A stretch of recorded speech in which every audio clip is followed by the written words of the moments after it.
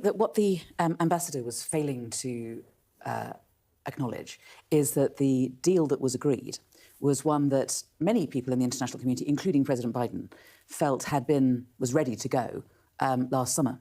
And first of all, there were grave doubts as to why it had taken so long for it to be implemented in January. It could have happened much earlier. Biden said that, and the rest of the community feel the same. And it happens in phases.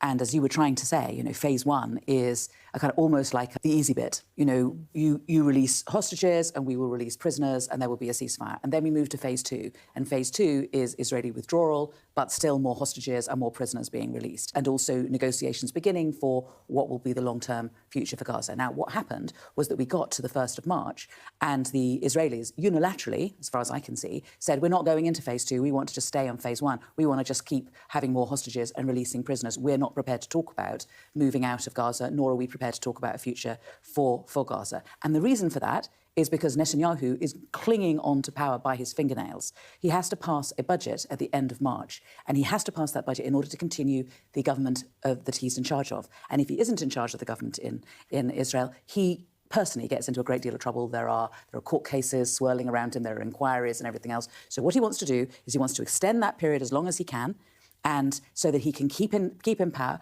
He then begins the bombing. I'm sorry to be quite as brutal as this, but I really can't see any other explanation for this. He begins the bombing. Ben-Gvir, who's pulled out of his government, comes back into the government again, so helping to shore up the government, helping to get his budget through. And in the meantime, 300 plus Palestinians are killed. And the war aims are not clear as to what it is that they're doing. Who is it that they're going after? They say they're still going after Hamas after all this time.